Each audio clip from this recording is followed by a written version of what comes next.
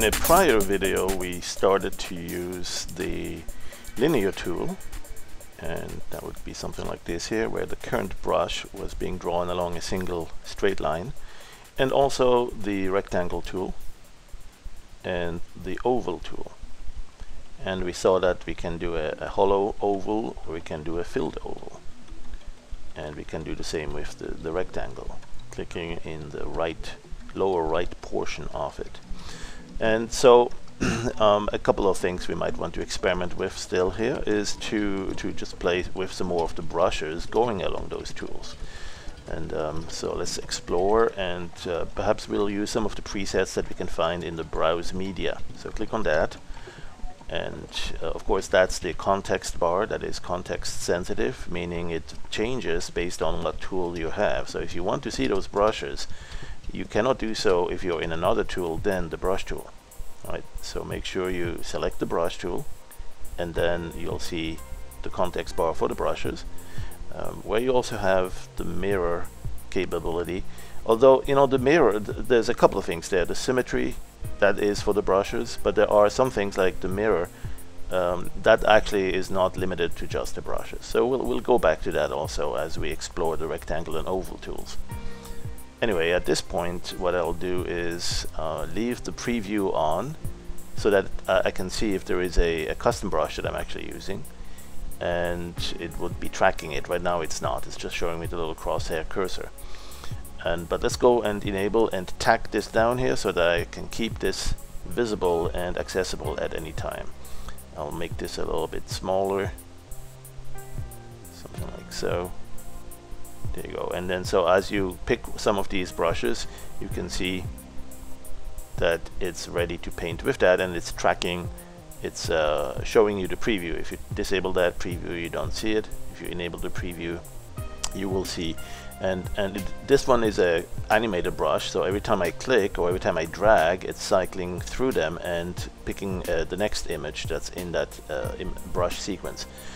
That's typical for animated brushes, is that the moment you click it, it uses it and it moves on to the next frame. So there's a number of frames in here, a number of brushes to choose from, and let's just experiment with these a little bit as we use, for instance, the line tool. Right. So for instance, the line tool on the hot dog.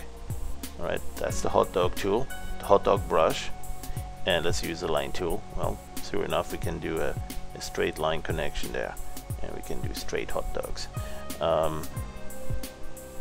Stuff like that.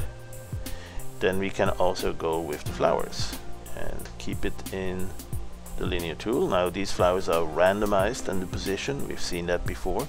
So if we go and open the settings, no surprise here, there is the random position is not 0, it's fairly high at 64. If that's a little bit too much, then what we can do is reduce it, and it will be a little bit closer to that line that you're drawing. And let's see what else we can do here. There's a couple of other brushes we probably should play with and experiment with here. The shrubbery, alright, that's kind of a broccoli flower, and what we'll do again is we take the straight line here, and it just lays them out along that line and puts it down there. Alright, let's see, let's try that in the rectangle, and perhaps this brush.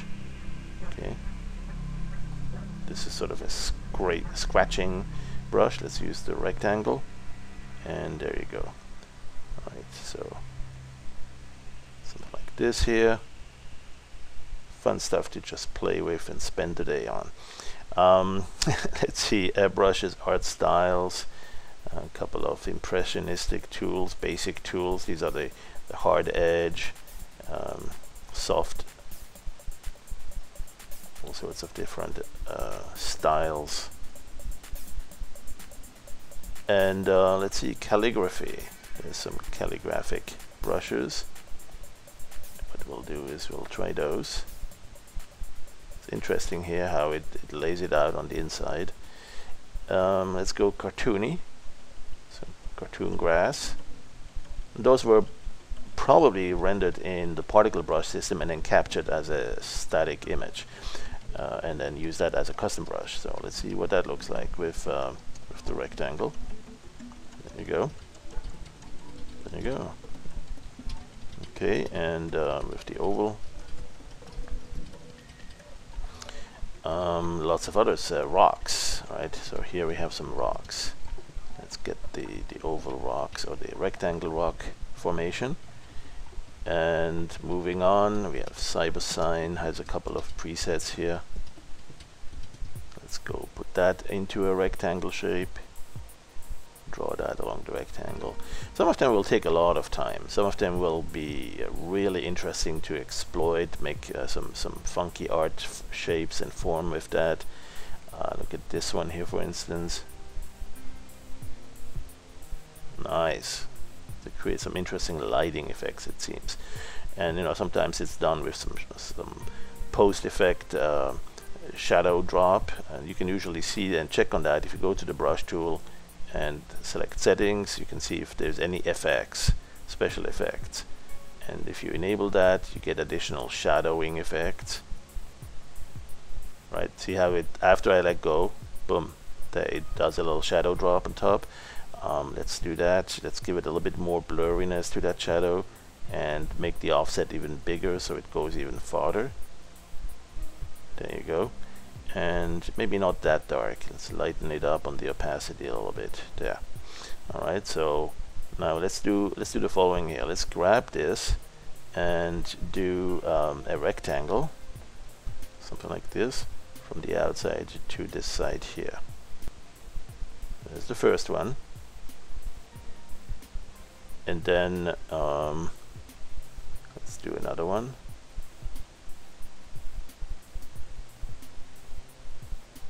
And another one. And another. And you know, we could actually make this a little bit faster if we used the symmetry. Well, actually, I don't know if it would be faster, but just to play with it.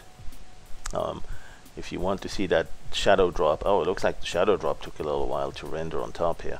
So what we'll do is we'll go and enable mirror, horizontal and vertical mirror, right? So that what we're seeing is being mirrored. And that's, by the way, one thing that you notice is that when you have it mirrored, it's going to, this side here, the upper right quadrant, is going to cast a shadow to the lower right. Whereas here it's going to go to the lower left. It's going to come down but then to the left, because it's symmetrically mirroring it against the vertical bar. And then the bottom half, same thing, it's flipping it the other side. So it's not looking like it's drawing and casting the shadow into the other direction. That's actually a mirrored copy of the shadow as well. And so if you wanted it to be really mirrored, you probably would be interested rather in the symmetry mode. So horizontal and for instance something like this here, it will draw the shadow to the right in either case. All right, so that's another little detail to be aware of, is that when you do the symmetry, you don't get the shadow going the same way as when you do the mirror. The symmetry is probably the way you want it if you want it to be consistent, and the light to come from the upper left, the shadow to drop to the lower right on both sides of the symmetry. And whereas if you use the what is it, horizontal mirror, now it's flipping it, right? It's drawing the right side and you see the shadow going to the lower right, and then the mirror copy on the left side, it just flips it to the left and you see the shadow go with it on the left side as well. So a little detail to be aware of. But let's go back to our rectangles here and draw one, and then draw another. And again, this one is actually being, I think this one's being mirrored, yep. And we can do a couple of interesting little shapes with that. Let's see what else. Got some post effects. Seems like it's taking effect afterwards there when I get back into the brush. Need to investigate that. But at any rate, we have a few more, quite a bunch more to explore.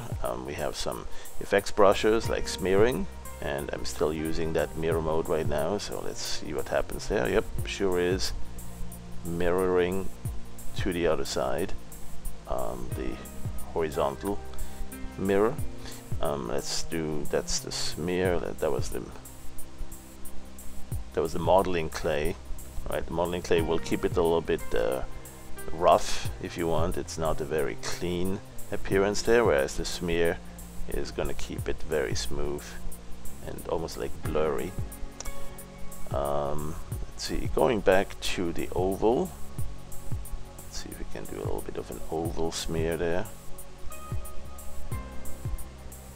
Right, and all that really just to waste time, right? All that to create something a little bit different, and then see if we could take this into yet another level. And to do that, we'll go explore one of the filters. There are many filters in Dog Waffle, and you know, every time there is a new release, you can see some new filters and some new capabilities. Some of them add some 3D, some of them add all sorts of other features. You can see them in the filter menu. Particularly the transform has added the 3D designer sometime in version 7.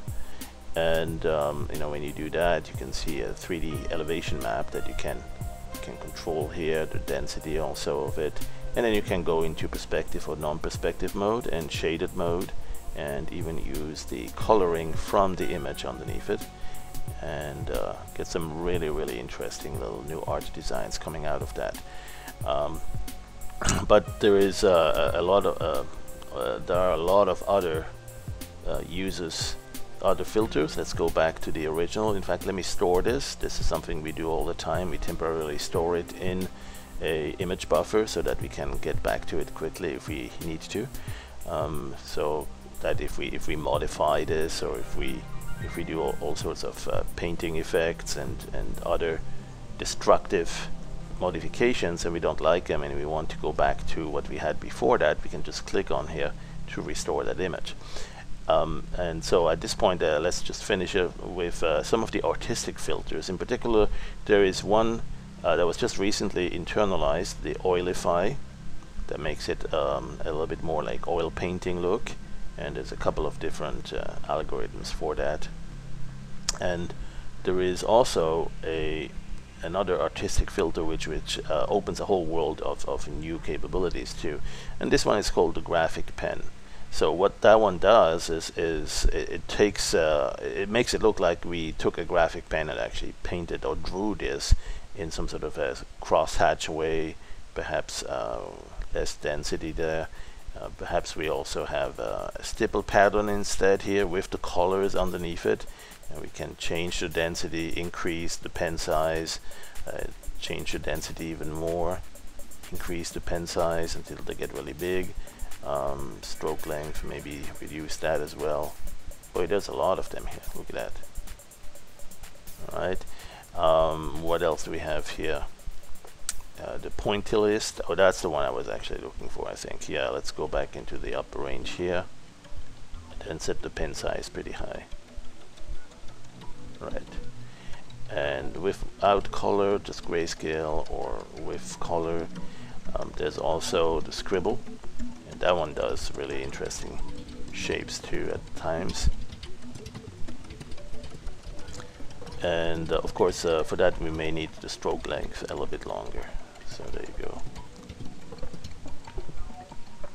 And you know, when you look at this, how different that is compared to what we had there before. This is one of the beautiful things with this, is that it does really a lot of exploring. It allows a lot of different styles and different renditions of an existing image. So here's the pen size changed. Let's bring it down to very fine. This is one I love a lot. This is kind of a very flowing hair-like appearance. Let's give it the stroke density a little bit lower or a little bit higher. And you know, this is where you just experiment and play with it and try a few options.